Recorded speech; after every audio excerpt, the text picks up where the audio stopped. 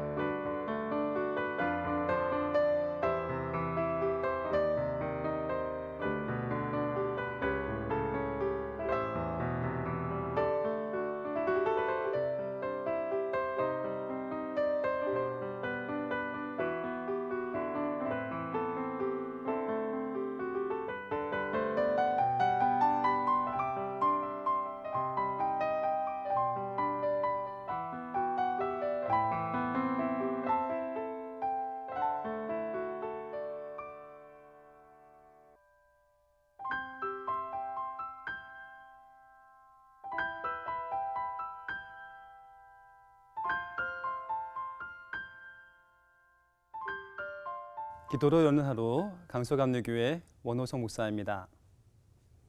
오늘 본문의 말씀을 보면 생경한 인물이 하나 등장하는데 우리에게는 사도 바울의 스승으로 잘 알려져 있는 가말리엘이라고 한 사람입니다. 이 사람은 바리새파 출신이면서 그 시대에 유대인들에게 있어서는 정치, 종교, 사회 모든 면에서 통치 기구를 할 수 있는 사내들인 공회의 공회원이기도 하였습니다.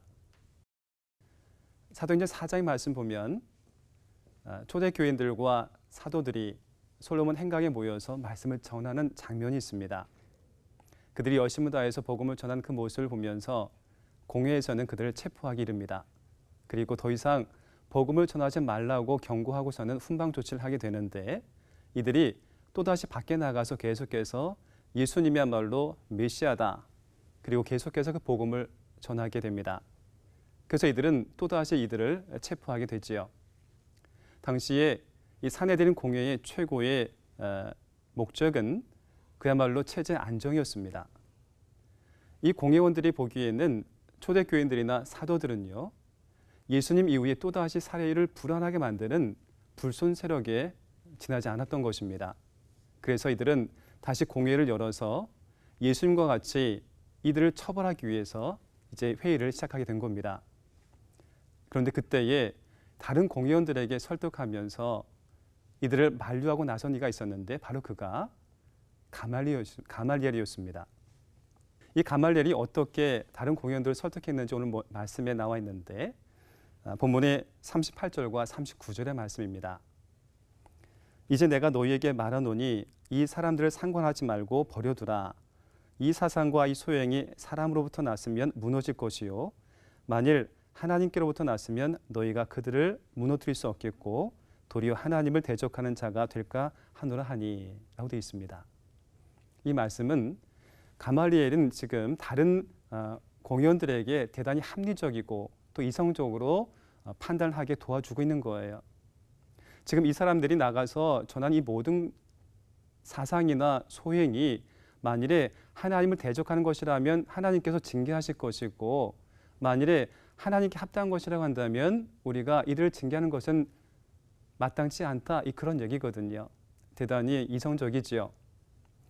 그런데 신앙적인 차원으로 본다면 이 가말리엘은 이쪽도 저쪽도 아닌, 그는 매우 어정쩡하고 애매모호한 입장을 취하고 있는 경계선상에 있는 사람이라고 밖에는 볼 수가 없습니다.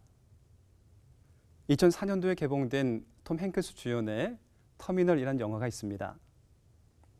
이 영화의 배경이 이렇습니다. 한 주인공이 이제 고국을 떠나서 미국의 JFK 공항에 도달하게 되는데, 도착하자마자 자기의 본국에서 쿠데타가 일어났습니다.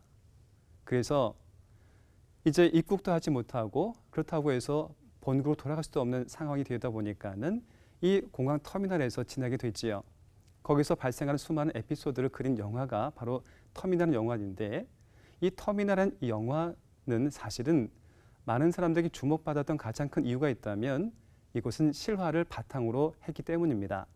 1988년도에 이란을 출발해서 프랑스 파리 드골 공항에 도착한 한 사람이 있었습니다. 그의 이름은 나세라는 사람이었는데요. 이 사람이 입국을 거부당합니다. 그렇다고 해서 이 사람이 다시 본국으로 돌아갔는가? 그것도 아닙니다. 그때 이후로 무려 그 공항에서 18년 동안을 살게 됩니다. 후에 이 프랑스에서 입국을 허가하지만은 끝내 그것을 거부하고 세상 떠날 때까지 그는 그 공항에서 살다가 이제 사람들과 작별을 하게 됐지요. 이때서부터 이란도 아니고 프랑스도 아니고 그야말로 이쪽도 저쪽도 아닌 그 경계선상에서 불안하게 살고 있는 이 경우를 두고 사람들은 경계인이다라고 하는 이름을 붙이게 됩니다. 오늘 말씀에 등장하는 이 가멜리야말로 어쩌면 이와 같은 경계인이 아닌가 하는 생각을 해보았습니다. 그 시대에 사도계파 사람들처럼 부활을 부정하는 것도 아니고, 그렇다고 해서 원리 중심적인 바리새파 율법주의자들처럼 철저하게 율법에만 매여 있는 사람도 아니었습니다. 그러나 이 가말리엘이 그렇다고 예수님을 주라고 신하는가? 그것은 더더욱더 아니었습니다. 대단히 애매모호한 입장에 서 있는 이 사람, 성경은 이를 두고 요즘식으로 표현한다면 경계인이다, 그렇게 이름 붙지 않을까 생각해 보았습니다. 여러분, 그러나 성경은 결코 극단적이진 않습니다. 하나님께서 우리가 이 땅에 살아가는 동안에, 세상에서 많은 사람들을 만나면서 거하는 동안에 결코 우리가 어느 한쪽에만 서가지고 타협도 모르고 상생도 모르고 또 여러 사람들과 함께 살아가는 그 포용적인 것도 없이 그렇게 독불장군식으로 살기를 원하지 않으십니다. 얼마든지 관용적이고 넉넉하게 모든 이들과 나누기를 원하십니다. 그러나 결코 우리가 분명히 지켜야 될 것이 있는데, 신앙의 본질 그리고 믿음의 중심만큼은 어떤 경우에도 양보함이 없기를 하나님은 성경을 통해서 우리에게 분명하게 말씀해 주고 있습니다. 하나님만이 창조주가 되시고 하나님만이 절대 주권자가 되시며 예수 그리스도만이 우리의 구세주이시고 그분을 통해서만이 우리가 구원에 이를 수가 있으며 예수님만이 우리의 길이요 진리요 생명 되신다고 하는 것, 그리고 성령 하나님께서 지금도 여전히 우리와 함께 하시고 우리의 밝은 등불이 되어주시며 우리의 나아갈 길을 인도하신다고 하는 이 분명한 믿음만큼은 하나님께서는 견고하게 결코 이것을 양보함이 없이 살기를 원하고 계신 겁니다. 예수님께서 마태복음 16장의 말씀 보면 제자들 다 이끄시고 빌립보 가이사랴 지방에 들어가십니다. 그때 거기서 제자들에게 질문하시죠. 사람들이 나를 누구라고 하더냐? 제자들이 답변을 합니다. 더러는 세례 요한이고 더러는 엘리야라고 하고 더러는 예레미야라고 하더이다. 예수님께서 두 번째로 그들에게 질문하십니다. 그러면 너희는 나를 누구라고 하느냐? 이때 제자 중에 한 사람 시몬이 일어나서 고백하기를 주는 그리스도시요 살아계신 하나님의 아들이십니다. 그렇게 고백합니다. 예수님께서 이 땅에 오셨을 때에 정말 세상의 많은 사람들을 후하게 대하시고 배려하시고 관대하시고 포용적인 모습을 보이셨습니다. 그러나 예수님조차도 가장 중요한 시기에 그리고 가장 확고부동하게 이 제자들에게 요청했던 것은 주는 그리스도시요 살아계신 하나님의 아들이십니다라고 하는 이 분명한 믿음의 고백이었습니다. 오늘 이 가멜리엘의 모습과 비교되는 사도들의 모습이 또한 성경에 증거되고 있습니다. 그 말씀 한번 다시 보겠습니다.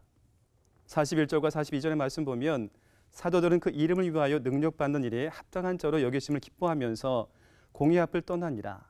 그들이 날마다 성전에 있든지 집에 있든지 예수는 그리스도라고 가르치기와 전도하기를 그치지 아니하니라.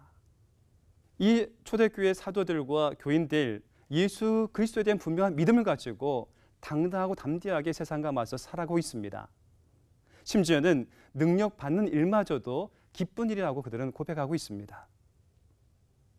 여러분, 우리가 예수님을 믿는다고 하는 것은요, 교회 안에서만 믿음 생활한다고 하는 의미가 아니지 않습니까?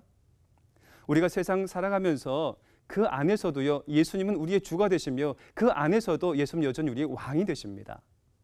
그렇기 때문에 우리가 세상 살아가면서 모든 비본질적인 것에 대해서는 얼마든지 사람들과 타협도 할 줄 알고 관용적이고 수용적이며 상부상조 상생하는 삶을 살아야 되겠지만, 그러나 믿음의 문제만큼은 어떤 경우에도 양보함이란 있을 수가 없는 것입니다. 여러분, 이것만큼 분명했으면 좋겠습니다. 우리가 먹고 사는 문제가 힘들어서 예수를 바르게 믿지 못하는 것이 아닙니다. 예수 그리스도 그분을 바르게 믿지 못하기 때문에 먹고 사는 문제가 더 힘들고 어렵게 느껴지는 것입니다. 세상 살아가시면서 여러분, 믿음의 문제에서만큼은 분명한 입장을 취하시길 바랍니다. 그렇게 믿음 지키다가 혹여 우리가 손해를 입거나 능력을 당한 일이 있다고 한다면 오히려 그것을 사도들과 초대교인들처럼 기꺼이 기쁨으로 맞아들일 수 있기를 원합니다. 애매모호한 경계선상에 서 있지 마시고요, 하나님의 편에 선명하게 서시기를 주 이름으로 축원합니다. 그럴 때 하나님께서는 마침내 세상에서 손해본 것마저도 갚으시고 그 이상의 것으로 우리를 채우시며 승리자의 반열에 우리를 서게 하실 것입니다. 오늘 하루를 사신 동안에 단 하루 사셔도 예수 그리스도 그 편에 서셔서 믿음으로 당당하게 살아가시는 저와 여러분 되시기를 주의 이름으로 축원합니다. 오늘 말씀에 의지하셔서 함께 기도하시며 묵상의 자리로 나아가시겠습니다.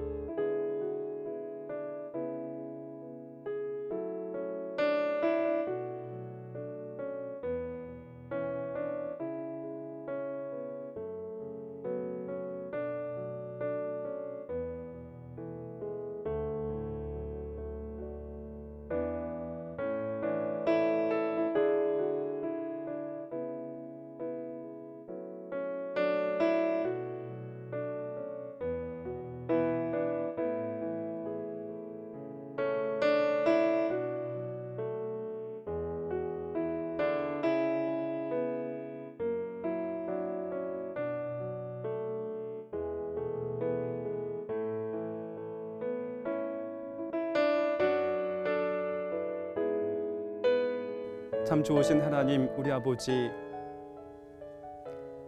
우리가 예수 그리스도를 믿는다고 하는 것이 그저 신앙의 테두리 안에서만 혹은 교회 안에서만이 아니라 세상에 살아간 동안에도 이 믿음을 갖기를 원하시는 우리 하나님의 그 마음을 헤아리게 하셔서 어느 곳에서이든지 다른 여타의 모든 것들을 양보할 수 있다 할지라도 믿음의 문제만큼은 견고하게 그리스도 예수님의 그 고백 위에 서게 하옵시고 단단해지게 하옵시고, 그래서 믿음으로 승리해 나갈 수 있는 저희들 모두가 될 수 있도록 인도하여 주시옵소서. 단 하루 살아도 믿음으로 살기를 간절히 원하옵고 거룩하신 예수님의 이름으로 기도하옵나이다. 아멘.